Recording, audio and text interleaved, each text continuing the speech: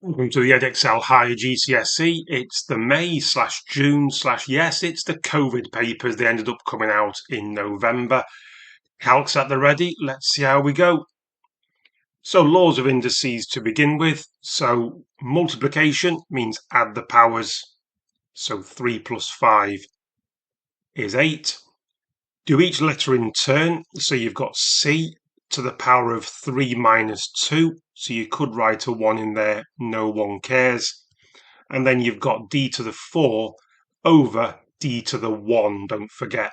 So 4 minus 1 gives you a power of 3. Solving, easier than you think. Don't worry about the greater than. It just means keep it like that in your answer. Set it up by doubling both sides. And there you go. Divide both sides by the number next to x. And that's it. You don't have to smarten it up, cancel it down, leave it as a mix, change it into decimals. 14 over 5 is perfectly fine. Number 2, cycles and runs, does our Andy? Well, either way, it's a DST question. So like most, it's not the wordiest question, but like most questions that are in the wordy category, one thing at a time. Let's look at cycling to begin with. The time he takes cycling on your calc, 30 divided by 24, distance of 30, speed of 24, we get 1 1/4, 5 over 4, or 1.25 hours. But please look at the answer. 1.25 hours is not 1 hour 25.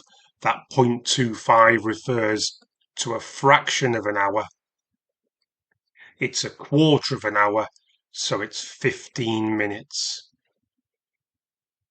Similar thing when it comes to his running. So running, the time he takes is 12 kilometers divided by 8. And in a similar vein, that's 1.5 hours. But again, that's not 5 or 50 minutes. It's half an hour. So it's 1 hour, 30 minutes. So it says work out the total time. This bit's the easy bit. 2 hours, 45 minutes. Number 3, error intervals. So, easy way to explain these is you always go up and down by half the rounding amount. 1 decimal place, if you think about cash, that's the 10 pence column. So you need to go up and down by 5 pence. So add 5 pence on. You are allowed 4.9 recurring there, but why bother? And you take 5 pence off. And you're done. Do not overcomplicate them. They're nice. Number 4, very wordy, definitely one line at a time. Maisie knows 3 kilograms, 5 by 9. And if you have a scan through, if you're laying grass seed, you're looking for area. So first thing is 3 kilograms of grass seed is 45 meters squared. So before I even read on, 1 kilogram is 15. Grass seed is sold in 2 kilograms, that makes 30. Might need that. Maisie wants to make a rectangular lawn, 10 by 14.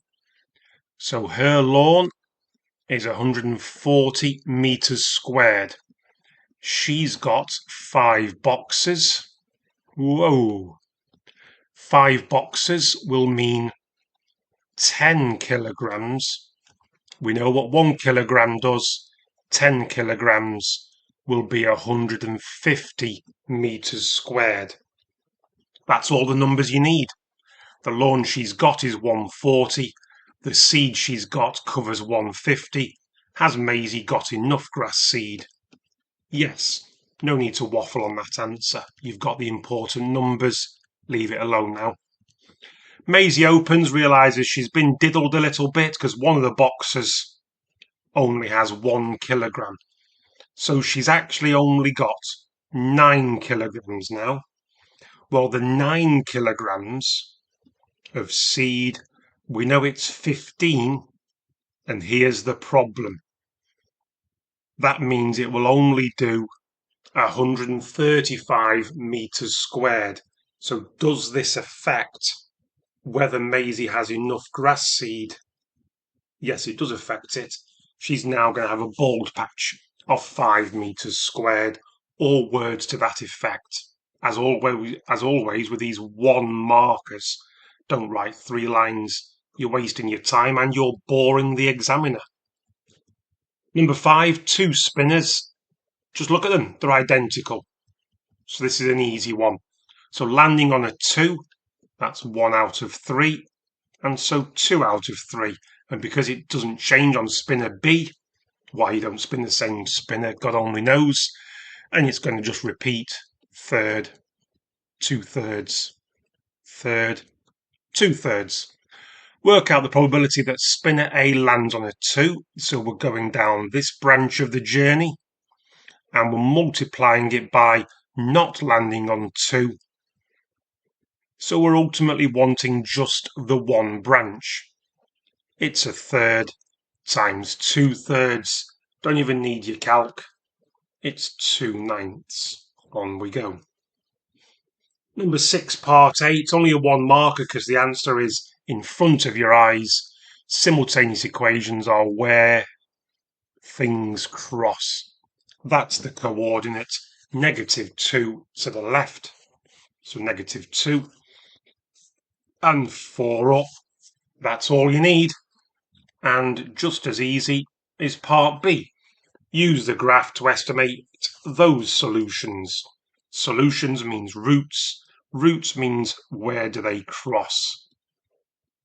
The mark scheme allows, because the perfect answers are 0.6 and 3.4, and the mark scheme allows plus or minus, basically half a square, half a tenth, either way.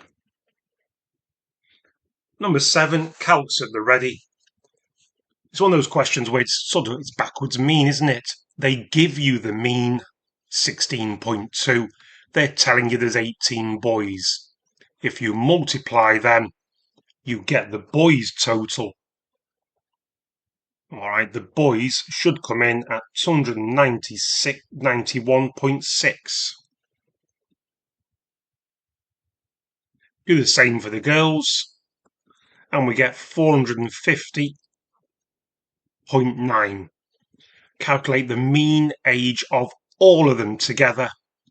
So we're adding them up, and we're dividing by 45. So 742.5. Get that on your calcs. Spits out 16.5 for the right answer.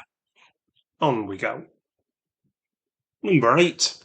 As soon as you see a list of probabilities, remind yourself that it all adds up to 1.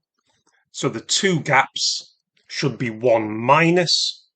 In other words, these 2 should be adding up to 0.48. You're told the probability will be red is 5 times a yellow. So let's let the yellow be x. So red is 5 times x. These 2 probabilities added together should be 0.48. So in other words, 6x is 0.48. Divide both sides by 6. We get x to be 0.08. And that's the probability of a yellow. You can fill the red in for 0.4 if you want, but we're not interested. There are 300 counters in the bag.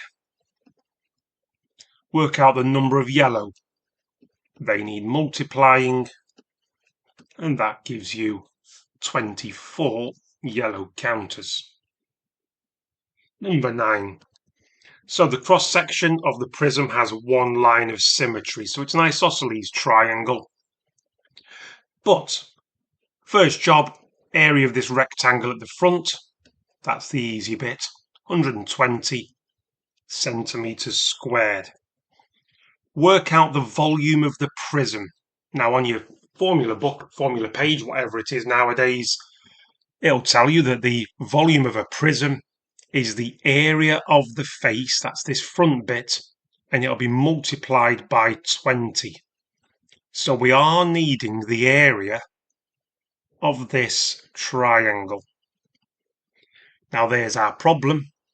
To work out the area of a triangle, you need to know if it's a half AB sine C, you'd need to know two lengths.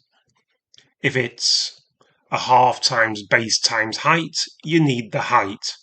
And because it's question 9, it is more likely to be the height required than it is to be sine rule or cosine rule. So I'm using the line of symmetry, chopping it in half. That's 40. I'm going to call the height x. Don't like calling it h because it confuses it with the hypotenuse. There's the adjacent. We do know the adjacent because we've halved it. The adjacent is 5.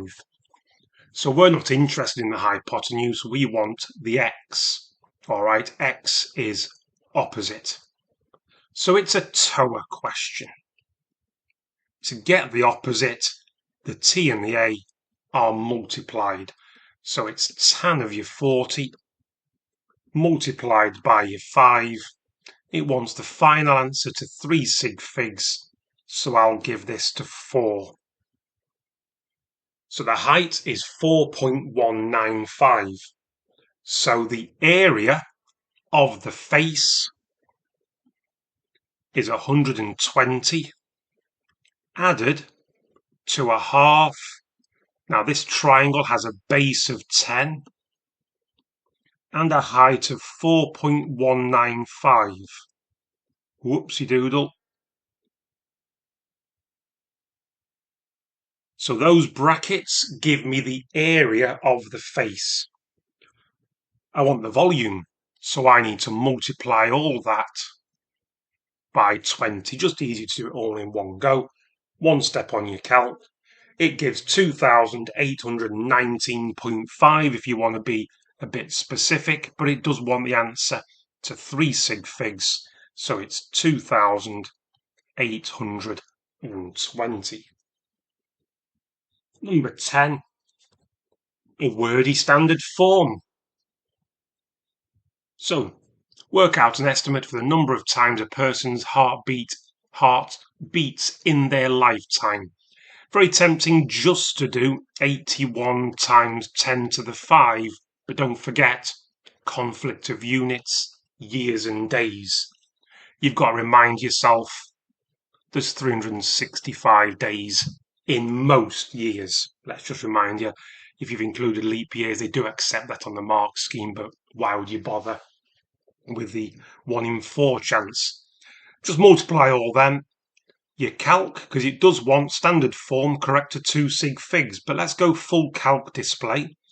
2,956.5, and there's 5 zeros after it. So answer wants to look like this. So we need the decimal point to be here. That would need to move 1, 2, 3, 4, 5, 6, 7, 8, 9 times. And that would give us the number 2.95.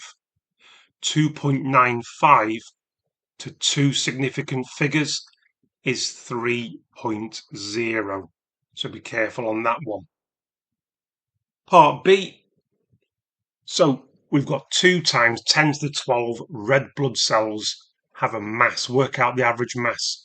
So you take out the mass and you divide it by the number of blood cells. So obviously it's a bit like part A, wordy, but you're going to get a minus answer. Now you can do this without a calculator, folks, so do practice it without a calc. It means you're revising 2 things at once.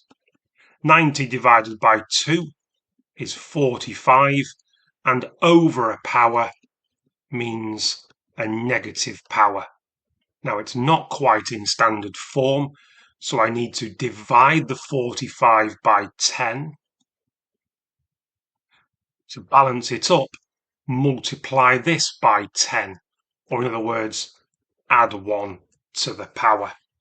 or just stick it in your calc, but that's not revising everything at once. This one, as you can see, I've cheated. I've pulled the answer. I've done what I've repeated what I've done on my work solutions. So again, have a look at those if you want a different kind of explanation than me doing it just verbally on these. But with these long drawn out combination transformations, just draw them one at a time. So as you can see, triangle P is rotated 180. So count 1 along, 2 up, becomes 1 left, 2 down. And obviously you do it by counting. If you don't like the counting, in an exam, stick your hand up for some tracing paper. But rotate it 180, you get triangle Q, you earn a mark. All right, then 5 minus 2, so you need to pick a point, pick a vertex and go 1, 2, 3, 4, 5, 1, 2, and there we go for another mark for triangle R. And then comes part A. Describe fully. Well, as you can see, it's the same size, but it's the wrong way up. All right, so it can't be a translation. It can't be you try reflecting that. You tilt your head for any reflection. It's not the right way around. It has to be a rotation. You can write it out in full. And it's upside down, so it has to be 180. Now, when it's a 180, you can use raise. Pick a vertex and its corresponding vertex, and where they cross will tell you the centre. It's quite weird to have a fraction, but it's correct. Another way of double checking, it's got to be halfway between. So if you'd have gone from there to there, you need to find halfway. So vertically, that's the easy bit, it's 3 up. Horizontally, it's 3 along, it needs to be 1.5 wide. So you can do it without drawing the rays, but 180 rays are quite nice. You can obviously, again, recycle your tracing paper. So 2.5 along and 1 down. Part B is a weird one.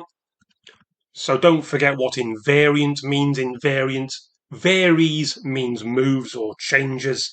Invariant means doesn't change. So under this transformation, a point A is invariant. Now, in any rotation, the only point that remains invariant is the point of rotation itself. I'm afraid that's all the answer is. You either spot them or you don't. But at least you know for next time now. Number 12, you know these algebra fractions, they're all over the place in expanding cubics for part B. They come up all the time, get them revised. They are big markers. What we got, 6 marks on this page. You want all 6. So for 12A, to find a lowest common multiple of the bottoms in algebra, you just times them. Now I will just stress, mark schemes, when they ask for the answer in its simplest form, don't expand the bottom. Mark scheme prefers the unexpanded part. Just focus on the top. So this first, if we just think of it as left and right, they're added. We need to multiply the x by x plus 2 and x plus 4, but the x plus 2's cancel out. Similar to over here, the x minus 4's cancel out, and we've got x plus 2. So we're only going to worry about the top because the bottom doesn't need writing out again. So on the top, expand the first brackets, x squared minus 4x, that's those loops. Expand these, it's 2x squared plus 4x, and look what's happened. All the x's have disappeared. We're left with a 3x squared on the numerator. Part B, I'm a big fan of not worrying about, I know some people prefer to go for all the positives. I'm not bothered. I'll just do the first two first. So x times 2x squared. So I always do the first set of loops by sight, and the final set of loops I do a grid, just to be on the safe side, because there's too many loops, too much to do in your head. We've got minus 3 times positive 3, so that'll be a minus 9 on the end. Now let's do the loops for the x terms. Minus 6x plus 3x leaves us with minus 3x. As I say, too many loops for a grid. 6 loops, much prefer the grid. Keep it nice and slow, one thing at a time. So all of these multiplied by 4x, so we'll get 8x squared minus 12x minus 36x. On the bottom, times everything by 5. So I get 10x. Ooh, that was a cube. As you know, that was a squared. As you know, I'm rushing. Slow it down, Al. So 10x squared minus 15x minus 45. And now we simplify. The only cube term is there. 8x cubed. The only constant term is there. Now we simplify. So 10x squared, take away 12x squared. We go into debt for x squared. And negative 36, negative 15 becomes a bigger debt of 51x. So for number 13, we've got inequalities. You can already see I've got the answer, but that's because otherwise it takes me another extra 10 minutes to use quote-unquote technology. So let's just crack on with the proper stuff, which is about the explaining of where they've all came from. So first of all, these two lines, they're the easy ones. It's basically saying x is greater than 0. Well, the line's already drawn. That's the y-axis. And x is less than or equal to 2. So that's again a vertical line. So you're looking for the slice down here. The next line hopefully is quite easy to draw. Y equals mx plus c knowledge helps. Crosses at 3 as a gradient of 1. So goes along 1 up 1, along 1 up 1, and that's our line in there. The tricky line where it's not so straightforward, you could either rearrange it to y equals mx plus c, or you could just go for your table of values and use zeros. So when x is 0, you've just got 3y is 6, or in other words, 2. When y is 0, it becomes 2x, so that'll be 3. And those coordinates are 0, 2, 3, 0, and you've got your line.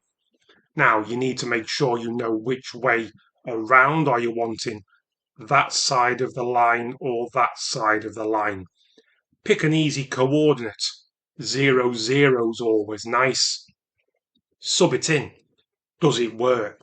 So nothing plus nothing is greater than or equal to 6. No, it isn't. The origin doesn't work. That doesn't work.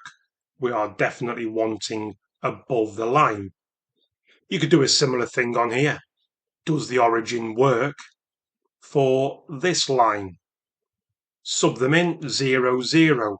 0 is less than or equal to 3. So to decide, are we wanting that side or that side? Well, the origin is on this side and it works, so that doesn't. So we need to be between these two vertical lines. We need to be above that line, and we need to be below that line. Hence why that region is the one I've shaded in. Part B is Jeffrey correct. Good old one marker, giving you 3 lines. Don't waste your time explaining it too much. At the end of the day, he says 2, 4 does not satisfy all the inequalities. Well, he's wrong, because it does satisfy, because it lies on that line, x plus y is less than or equal to 6 because 2 plus 4 is less than or equal to 6. So in your own words, but try to get it down to one line. Don't overcomplicate. Next, circle theorems. Now, I know people don't like circle theorems, and this one, it's not too bad, except it's upside down. So the cyclic quadrilateral part is the tricky spot. Much easier to spot when it's this way up and when there's only one triangle. But don't forget that means that angle and that angle are the same. Now, I'm not going to write out the reasons. It takes an extra 2 or 3 minutes, but again, I have written out the full what I would expect it to look like as an examiner on my work solutions. I'll just read them out loud. So the first thing is work out that angle there. Angle DBF is 80 because we've got a cyclic quadrilateral, and the statement is angles in a cyclic opposite angles in a cyclic quadrilateral add up to 180. Then we've got this angle here, CBF. Now, if you look at this triangle only, ignore the one with 100, that's what I'm on about. You've got your alternate segment theorem. All right, you've got your angle on the right and your angle on the left. So that's 40. You've now got angles on a straight line. So take them away from 180. You're left with 60 degrees. Seems easy, but a trickier spot because it's upside down to what you're used to. Number 15. So prove algebraically, so you know it's coming. Get x equals. Budge it up so that the recurring is right up to the decimal point. So that needs to move up once, so the 7 goes here. You need to move it up again so that it repeats. Whatever is after the decimal point repeats. And because it's every 1 dot every 10, you can just times by 10 again. And that moves it up to 73. You're now ready to do your bottom take away top. 90x equals the decimal points and beyond cancel out. 73 minus 7 gives me 66. So x is 66 over 90.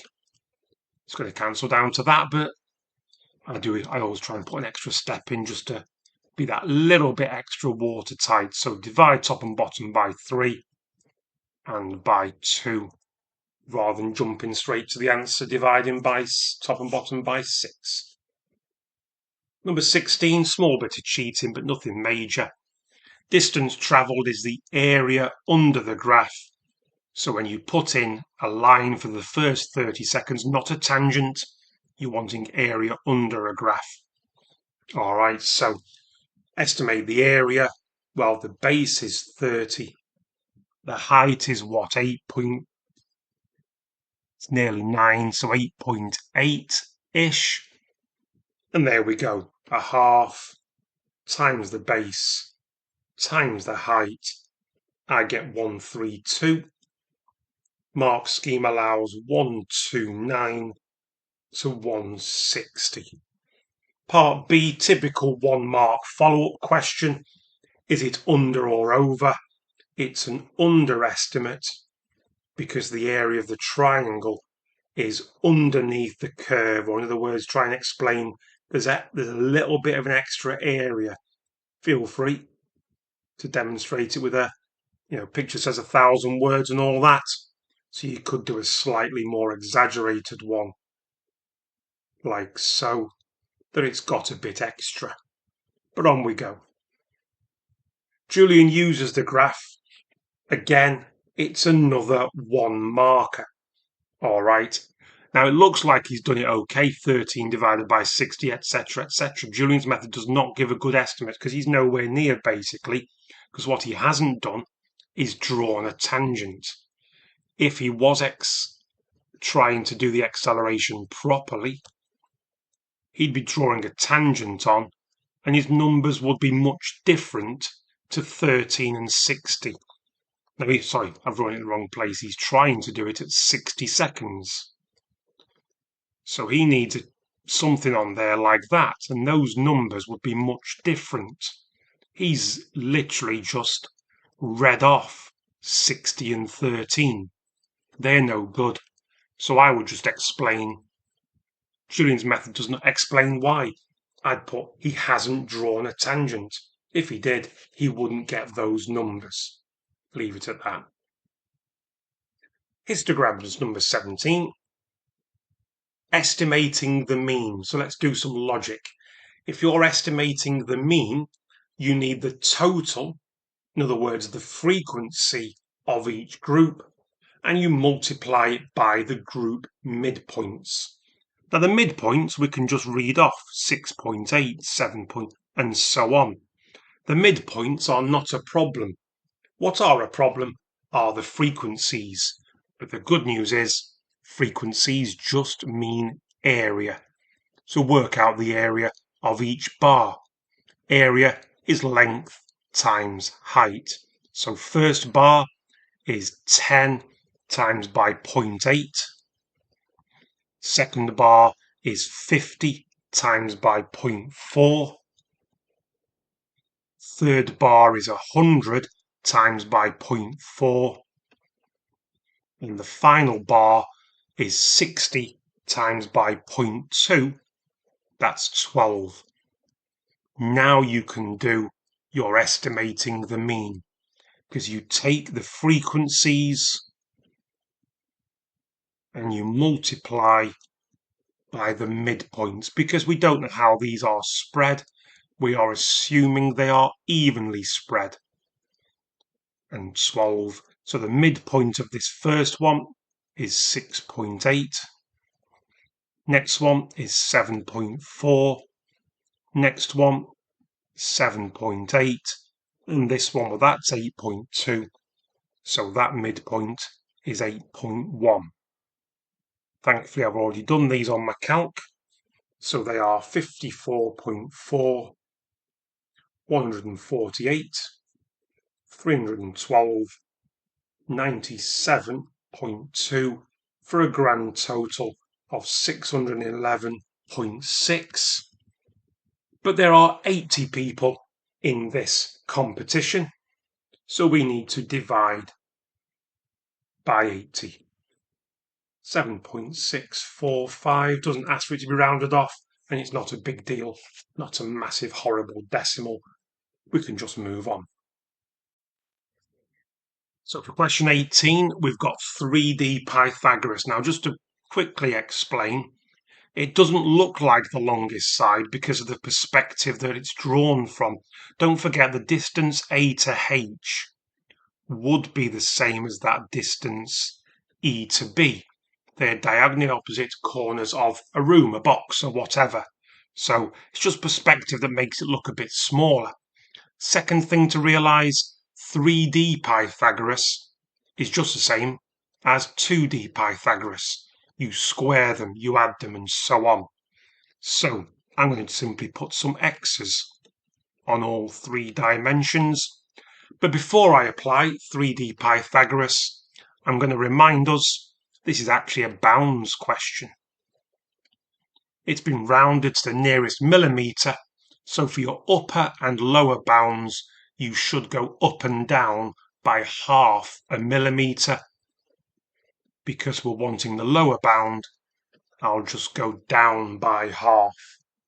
So 3D Pythagoras basically can be applied like x squared plus x squared plus x squared. In other words, the 3 shorter sides squared and added equals the longest side squared. We can tidy it all up. That gives us 3 x squared, and this is 126.5625. We're now at the point where we can work out the length of x. We need to divide both sides by 3.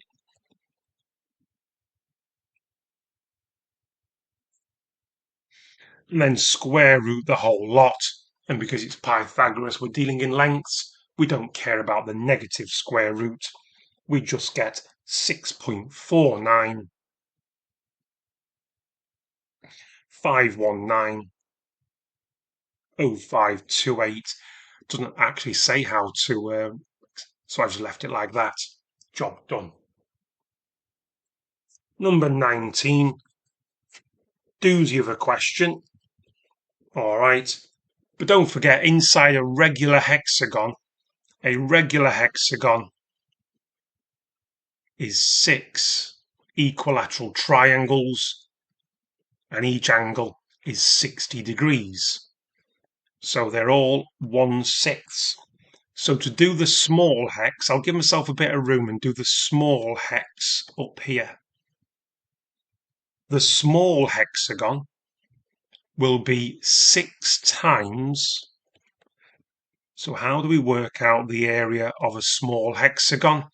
Well, the angle is 60, and we don't know how long the sides are. Let's call it x.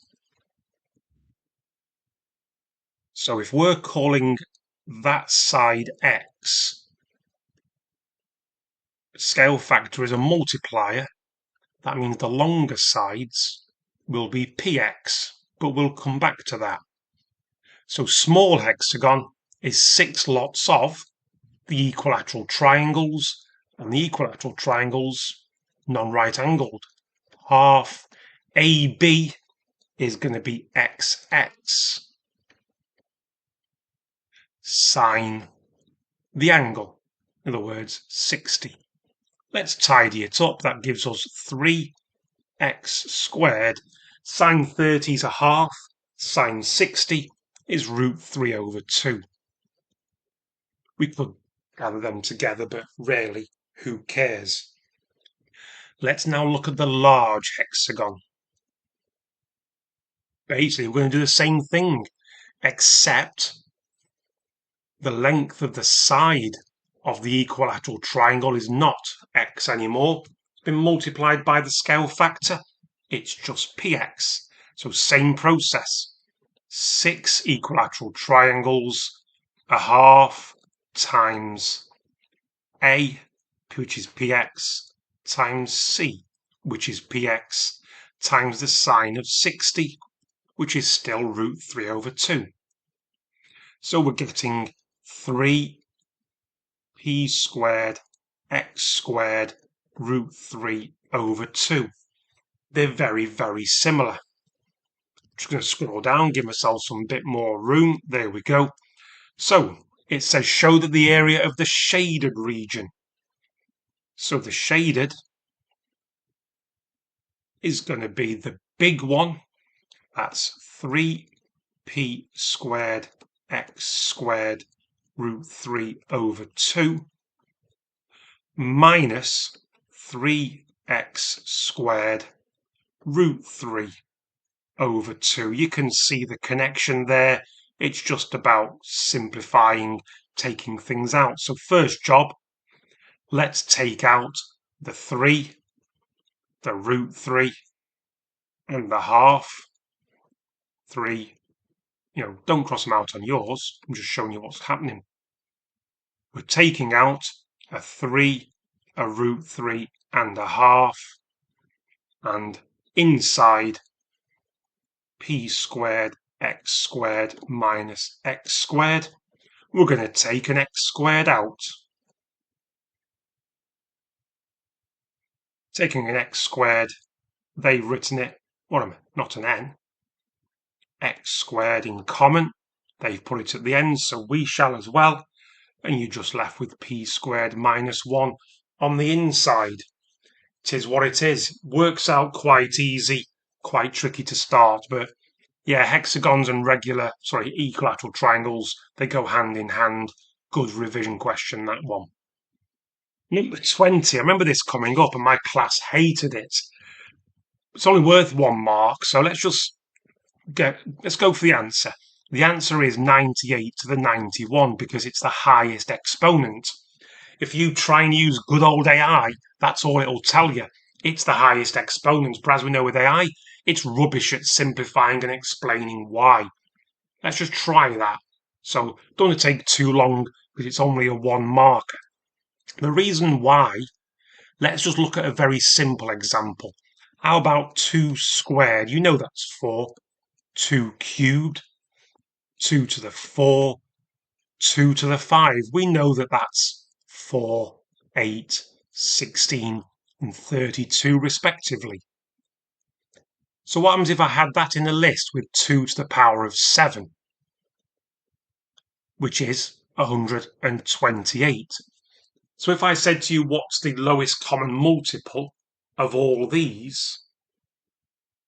Well, can you see how if you were writing out the multiples of that, you'd get that. Same here. You'd get that. Same here. And same here. They're all going into it. That would be true for stupid numbers that you don't know the answers to. And you could prove that by replacing the 2 squared with x squared. They would also go into it a certain number of times.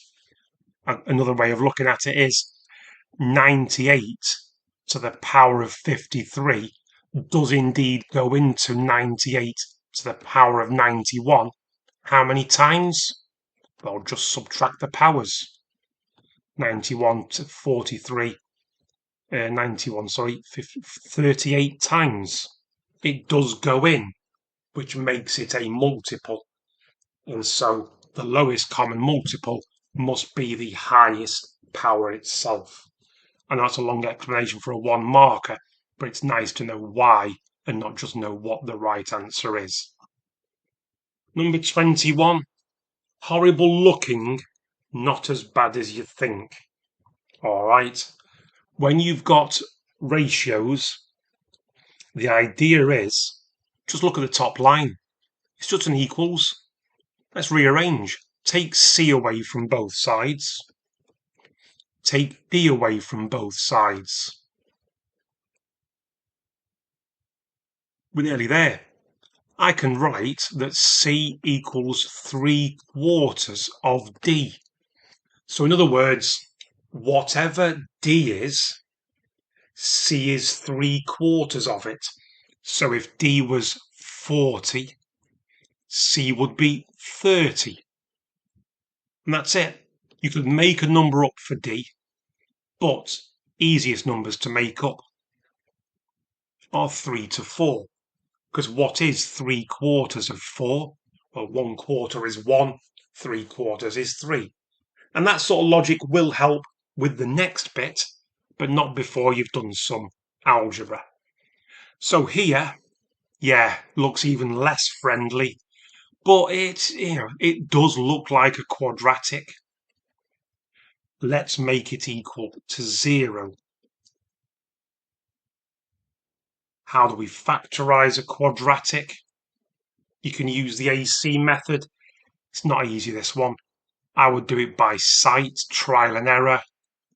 But it does work out, folks. Spend a few minutes. It's the last question. You know how much time you've got to spend. These questions are designed to keep people who've worked through the paper quite quick. They're designed to keep them busy.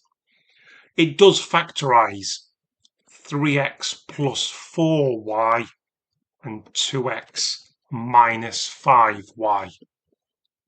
Now, this first bit we reject because you are told that x and y must both be positive. Well, 3x plus 4y, therefore, cannot equal 0. One of them must cancel out the other. One of them must be positive, one of them must be negative for that bracket to be correct, but they can't be. So that first bracket is rejected. So that second bracket is the one we're after. So let's rearrange it, because you can't solve it properly. But what you can do is something similar to up here. 2x equals 5y, or in other words, x equals 5 over 2y. And as you may remember from above, that means, as you can see this time, this multiplier 3/4 is below 1. So the first number, c, needed to be smaller. This is above 1, so the first number, x, will need to be larger. So the idea is x needs to be 2.5 times larger than whatever y is. So if you make up y is 1, x needs to be 2.5 times larger. So that is a correct answer. But I don't like decimals in ratio, so I'm going to double both sides. And there we go. X is still 2.5 times larger. So there we go. Some very tricky questions near the end. 2 or 3 real ones to, make you have a deeper understanding. Even that 1 marker, quite a difficult one, but a good paper for revision purposes. So I really hope that's helped. They were the COVID papers, folks, and hopefully I'll see you on the next one.